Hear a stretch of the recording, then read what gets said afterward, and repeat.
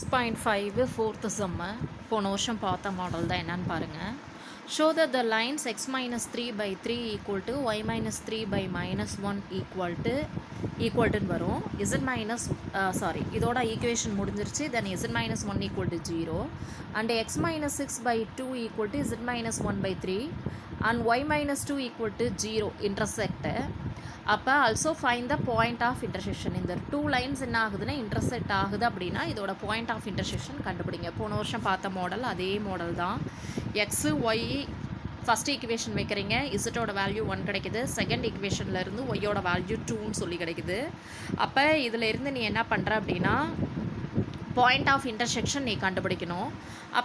அப்போ என்ன பண்ணோம் அப்படின்னா இந்த ரெண்டு ஈக்குவேஷனில் இருக்கிற இந்த வேல்யூ இருக்கு இல்லையா, ஃபஸ்ட் ஈக்குவேஷனில் எக்ஸ் கூட இருக்கிற x3 வேல்யூவை நம்ம x1 y1 z1 சொல்லி எடுத்துக்கணும். அதே மாதிரி செகண்ட் ஈக்குவேஷனில் இருக்க 6 2 y கூட இருக்கிறது 2 z கூட இருக்கிறது 1 6 to 1 நம்ம x2 y2 z2ன்னு எடுத்துக்கணும். அண்ட் கீழே இருக்கிற வேல்யூ 3 minus 1 இங்கே என்ன வேல்யூ இருக்குது டிவைடட் பை 1 3 minus 1 இங்கே டிவைடட் பை உனக்கு வேல்யூ பார்த்தீங்கன்னா எதுவுமே இல்லை இசட்டுக்கு கீழே, ஸோ 0ன்னு சொல்லி தான் எடுத்துக்கிறேன். அப்போ 3 minus 1 0 அண்ட் 2 ஒய்க்கு கீழே எதுவுமே இல்லை அதனால் 0 3ன்னு சொல்லி எடுத்துக்கிறேன். கண்டிஷன் ஃபார் பாயிண்ட் ஆஃப் இன்டர்செக்ஷனுக்கு உனக்கு ஃபார்மில் போன வருஷமே பார்த்தோம். x2 minus x1 into y2 minus y1 z2 minus z1 இந்த பேரல் லைன் வர்றது b1 b2 b3 d1 d2 d3 இது கீழே இருக்கிற வெக்டர்ஸ் இருக்கு இல்லையா, அது கீழே எதுவுமே இல்லை அதனால் 0 இருக்கிற மாதிரி நினச்சிக்கணும். நாம் ஈக்குவல் டு 0ன்னு வரதுனால டிவைடட் பை 0 மாதிரி மீனிங் இங்கேயும் 0 இருக்கிற மாதிரி நினச்சிக்கணும். அப்போ கீழே இருக்கிற வேல்யூஸை நாம் இங்கே அப்ளை பண்ணோம் b1 b2 b3. அதே மாதிரி இங்கே கீழே இருக்கிற வேல்யூஸை d1 d2 d3ன்னு சொல்லிட்டு நாம் அப்ளை பண்ணோம். அப்போ அப்ளை பண்ணோம் அப்படின்னா x2 மைனஸ் x1னா 6 மைனஸ் 3, y2 மைனஸ் y1னா 2 மைனஸ் 3, z2 மைனஸ் z1னா 1 மைனஸ் 1ன்னு சொல்லிட்டு வரும். அப்போ உங்களுக்கு ஃபஸ்ட்டு ரோ வேல்யூ என்னன்னு சொல்லிட்டு வரும் 6 மைனஸ் 3னா 3 அண்ட் 2 மைனஸ் 3னா மைனஸ் 1 1 மைனஸ் 1னா 0 அண்ட் b1 b2 b3னா 3 மைனஸ் 1 0 d1 d2 3னா 2 0 3. உங்களை பொறுத்த வரைக்கும் பார்த்தீங்கன்னா R1ம் R2வும் உங்களுக்கு எப்படி இருக்குது ஈக்குவல். அப்போ டைரெக்டாக ஈக்குவல் டு 0ன்னு சொல்லிடலாம். அப்போ கண்டிஷன் ஃபார் பாயிண்ட் ஆஃப் இன்டர்செக்ஷனை சாட்டிஸ்ஃபை பண்ணுது, அதனால் நாம் இது ரெண்டு இன்டர்செக்ஷன் அப்படின்னு சொல்லிடலாம். இப்போ என்ன பண்ணணும் அப்படின்னா இந்த பாயிண்ட் ஆஃப் இன்டர்செக்ஷன் இந்த சம்மை பொறுத்த வரைக்கும் find the point of intersection அப்படின்னு சொல்லி தான் கேட்குறாங்க. அப்போ நம்ம என்ன பண்ணோம் அப்படின்னா நம்மளை பொறுத்த வரைக்கும் condition for point of intersection satisfy பண்ணிடுச்சு. அப்போ ஃபஸ்ட் ஈக்குவேஷன் இருக்குது இல்லையா, அது ஈக்குவல் டு லேம்டான்னு சொல்லி எடுத்துக்கிறேன். செகண்ட் ஈக்குவேஷனை ஈக்குவல் டு மியூன்னு சொல்லி போட்டுக்கிறேன். அப்போ ஃபஸ்ட் ஈக்குவேஷனை ஈக்குவல் டு லேம்டான்னு சொல்லி எடுத்துக்கிறேன். இசட் ஈக்குவல் டு 1ன்னு தான் இருக்குது. இசட் மைனஸ் 1 ஈக்குவல் டு 0, அப்போ இசட் ஈக்குவல் டு 1. அப்போ எக்ஸோட வேல்யூ உங்களுக்கு என்னன்னு சொல்லிட்டு இதுபடி கிடைக்கும். X minus 3 by 3 equal to lambdaனா x minus 3 equal to என்னன்னு சொல்லி கிடைக்கும் 3 lambda. அப்போ x equal to என்னன்னு சொல்லி கிடைக்கும் 3 lambda plus 3ன்னு சொல்லி கிடைக்கும். And y minus 3 equal to lambdaன்னு வந்துச்சுன்னா y minus 3 equal to minus lambda. அப்போ y equal to என்ன கிடைக்கும் minus lambda plus 3ன்னு கிடைக்கும். அப்போ xோட வேல்யூ ஒன்று கிடைக்குது அண்ட் ஒய்யோட வேல்யூ ஒன்று கிடைக்குது, இசட்டோட வேல்யூ ஒன்று கிடைக்குது. ஓகே, இதை வச்சு நாம் இப்போ சம் போட போகிறோம். அப்போ அதே மாதிரி செகண்ட் ஈக்குவேஷனை நாம் மியூன்னு சொல்லி அப்ளை பண்ணிக்கிறோம். அப்போ மியூன்னு சொல்லி அப்ளை பண்ணோன்னா எக்ஸுக்கு என்ன வேல்யூன்னு சொல்லி கிடைக்கும் எக்ஸ் மைனஸ் 6 ஈக்குவல் டு 2 மியூன்னு சொல்லிட்டு வரும். அப்போ x equal to 2 mu plus 6ன்னு சொல்லி வரும். அப்போ எக்ஸுக்கு ஒரு வேல்யூ கிடச்சிருச்சு. இதே மாதிரி ஒய்க்கு சம்படியே ஒய் ஈக்குவல் டு 2ன்னு சொல்லி கிடச்சிருச்சு.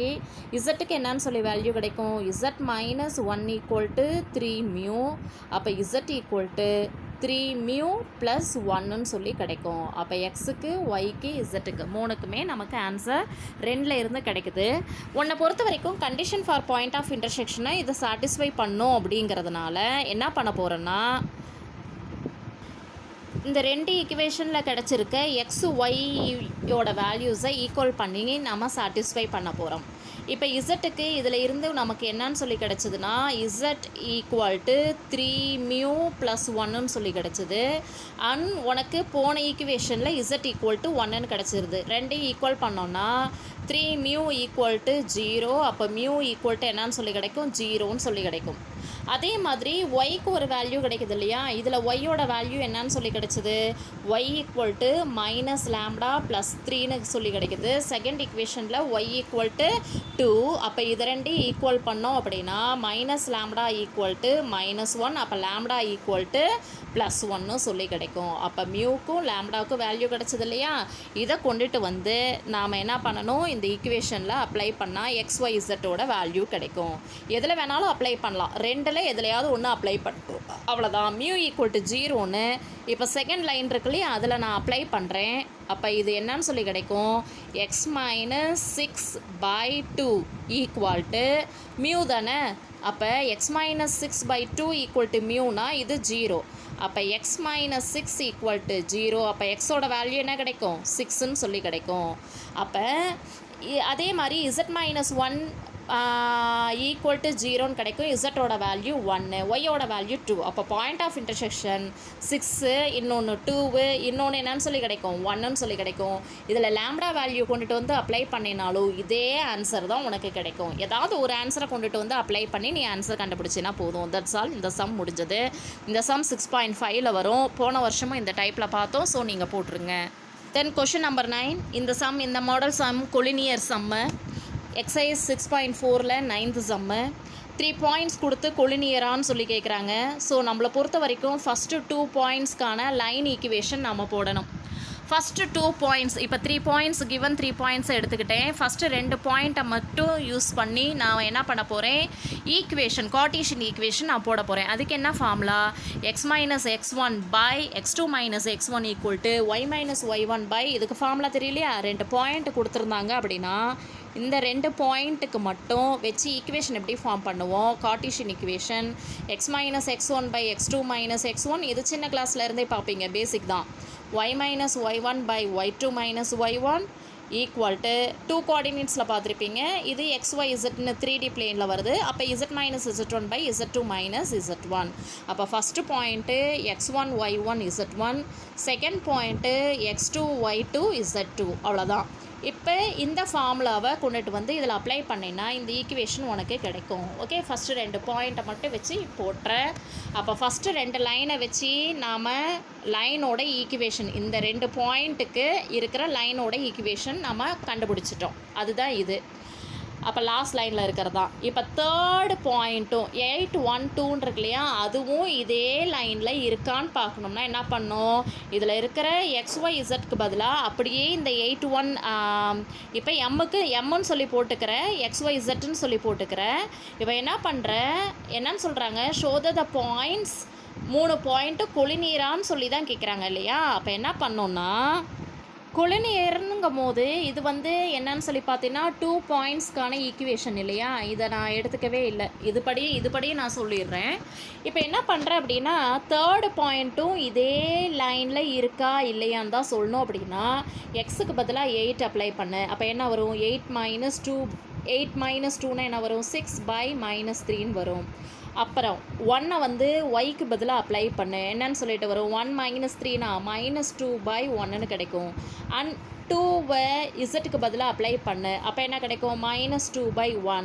அப்போ 3ஐயுமே சாட்டிஸ்ஃபை பண்ணும். எப்போ, இந்த 8, 1, 2வை கொண்டுட்டு வந்து 2 பாயிண்ட்டுக்கான லைன் ஈக்குவேஷனில் அப்ளை பண்ணும்போது நமக்கு சாட்டிஸ்ஃபை ஆகும். அப்போ இந்த தேர்டு பாயிண்ட்டும் அந்த லைன்லேயே இருக்கிறதுனால தான் இந்த ஈக்குவேஷனை சாட்டிஸ்ஃபை பண்ணுது. அப்போ கிவன் 3 பாயிண்ட்ஸ் ஆர் கொலினியர்னு சொல்லி ப்ரூவ் பண்ணலாம். இதுபடி என்னன்னு சொல்லியிருக்காங்க, 2 பாயிண்ட்ஸ்க்கான ஈக்குவேஷனை எம்னு சொல்லி போட்டு அப்போ உனக்கு XYZக்கு என்ன வேல்யூ வருதுன்னு சொல்லி பார்க்குறாங்க. அப்போ எம்முக்கு பதிலாக என்ன வேல்யூ அப்ளை பண்ணால் இந்த தேர்ட் பாயிண்ட் கிடைக்கும்னா -2 அப்ளை பண்ணால் தேர்ட் பாயிண்ட் கிடைக்கும் அப்படின்னு சொல்லிட்டு கிவன் பாயிண்ட்ஸ் ஆர் கொலினியர் கேட்குறாங்க. இது என்னென்னா வேணும்னா ஒரு 1 மார்க்குக்கு வேணால் வச்சுக்கலாம். எம்மோட வேல்யூ என்னவா இருந்ததுன்னா இந்த தேர்ட் பாயிண்ட் 8, 1, 2வும் உனக்கு கொலினியராக வரும்னு சொல்லியும் நீ ப்ரூஃப் பண்ணலாம். இல்லை நான் சொன்ன மெத்தட்லேயே நீ போட்டுக்கோ. ஓகே, அடுத்த சம் போகலாம். ஓகே, 8th சம்மு எக்ஸசைஸ் 6.4ல் if the straight lines 2 lines கொடுத்துருக்காங்க, x - 5/, 5m plus 2, 2 minus y by 5 equal to 1 minus z by minus 1 and x equal to 2y plus 1 by 4m equal to 1 minus z by minus 3 or perpendicular to each other na find the value of m னு சொல்கிறாங்க. சரி, எப்பயுமே என்னன்னு சொல்லுவோம், ஒரு equation இருக்குது, x minus x1 by b1 equal to y minus y1 by b2 equal to z minus z1 by b3ன்னு சொல்லிட்டு வந்துச்சுன்னா இந்த லைன் வந்து x1 y1 z1ங்கிற பாயிண்ட் வழியாக போகும், b1 b2 b3ங்கிற பாயிண்ட் வழியாக போகிற வெக்டருக்கு பேரலாக இருக்குது அப்படின்னு சொல்லுவோம். இப்போ என்னன்னு சொல்லிட்டாங்க, இந்த கீழே இருக்கிற பாயிண்ட்டு இந்த பாயிண்ட்டு இந்த லைனுக்கு பேரலாக இருக்கும், அதே மாதிரி கீழே இருக்கிற இந்த பாயிண்ட்டு இந்த லைனுக்கு பேரலாக இருக்கும். கரெக்டாக? அப்போ என்ன பண்ண போகிறோம் அப்படின்னா, இப்போ சம்படி உனக்கு என்ன கேட்டுட்டாங்க, given two lines are perpendicular to each other ன்னு சொல்கிறாங்க. அப்படின்னா என்ன அர்த்தம், இந்த ரெண்டு லைனும் பர்பண்டிகுலராக இருக்கும். தட் மீன்ஸ் இந்த லைனோட பேரலல் வெக்டரும் இந்த லைனோட பேரலல் வெக்டரும் எப்படி இருக்கும், பர்பண்டிகுலராக இருக்கும். Find the value of m. அப்போ ரெண்டு வெக்டர் வந்து பர்பண்டிகுலராக இருக்கும் அப்படின்னா இது b1 வெக்டர், கரெக்டாக? இது என்ன வெக்டர், b2 வெக்டர், கீழே இருக்கிறது மட்டும்தான். அப்போ ரெண்டோட டாட் ப்ராடக்ட் உனக்கு என்னன்னு சொல்லிட்டு வந்தால் பர்பண்டிகுலராக இருக்கும், 0ன்னு சொல்லிட்டு வந்தால் பர்பண்டிகுலராக இருக்கும். இதுதான் கான்செப்ட், ரொம்ப சிம்பிள் தான். அதை வச்சு நீ என்ன பண்ணலாம், எம்மோட வேல்யூ கண்டுபிடிக்கலாம். அதுதான் போட்டிருப்பாங்க. அப்போ ஃபஸ்ட்டு வெக்டர் b1 வெக்டர் எழுதிக்கிற, அப்போ given equation given lines R perpendicular, அப்போ b வெக்டர் எழுதிக்கிற, d வெக்டர் இல்லை b1 வெக்டர் b2 வெக்டர்னு கூட போடு, தப்பு கிடையாது.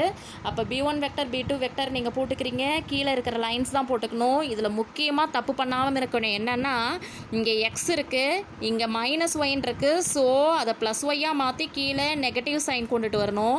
அதே மாதிரி இங்கே இசட்டு மைனஸ் இசட் இருக்குது, ஸோ அதை நீ என்ன பண்ணணும், பாசிட்டிவாக தான் இருக்கும் இசட்டு, அப்போ கீழே என்ன பண்ணணும், ப்ளஸ் ஒன்னு சொல்லி கொண்டுட்டு வரணும். இங்கே எக்ஸ் இருக்குது, ஸோ நோ ப்ராப்ளம். இங்கே ஆனால் 2y இருக்குது, ஸோ என்ன பண்ணணும், 2வை காமனாக வெளியே எடுத்துடணும். அப்போ 2வை காமனாக வெளியே எடுத்துட்டு அப்படின்னா உள்ளே என்னன்னு வரும், y + 1/2ன்னு வருமா. அப்போ இந்த 2வும் 4ம் கேன்சல் ஆச்சுன்னா கீழே 2ன்னு மட்டும் உனக்கு கிடைக்கும். ஓகே, அதே மாதிரி இசட் கூட மைனஸ்ன்னு இருக்குது, ஸோ அதை ப்ளஸ்ன்னு மாற்றணும். அப்போ கீழே என்ன ஆகிடும், +3ன்னு ஆகிடும். இந்த concept very very important. X y இசட்டுங்கிறது ப்ளஸ்ன்னு தான் இருக்கணும்.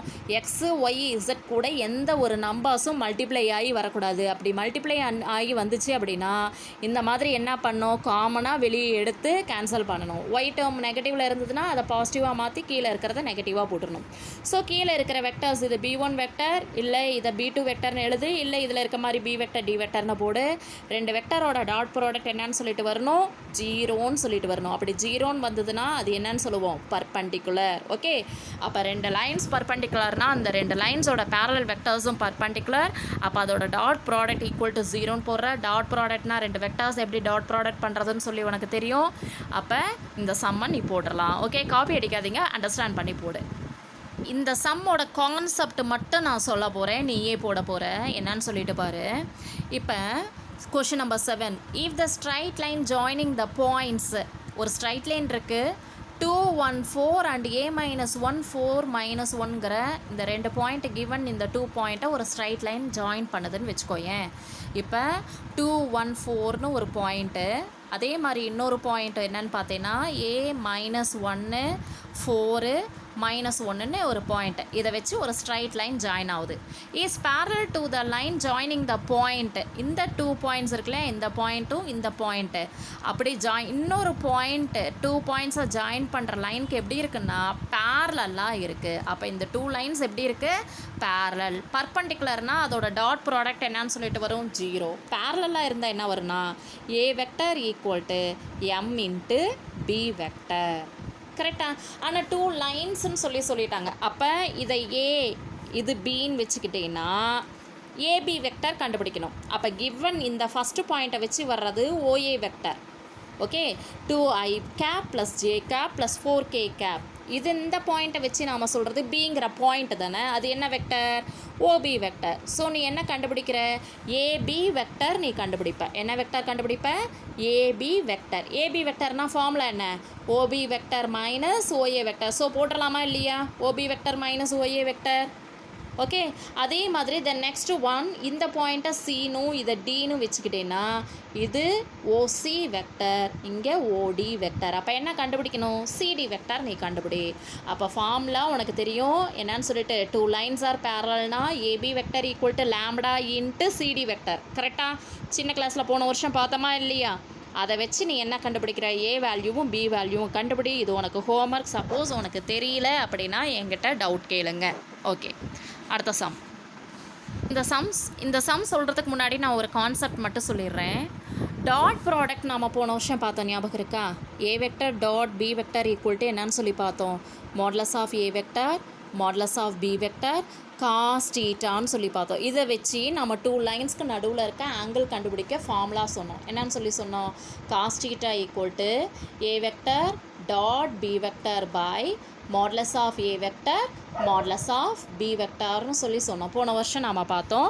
அப்போ 2 லைன்ஸ்க்கு நடுவில் இருக்க ஆங்கிள் கண்டுபிடிக்கிறதுக்கு இதுதான் ஃபார்முலா. இது ஞாபகம் வச்சுக்கோ. சரி, இப்போ என்ன சொல்லியிருக்காங்கன்னா, the vertices of triangle ABC.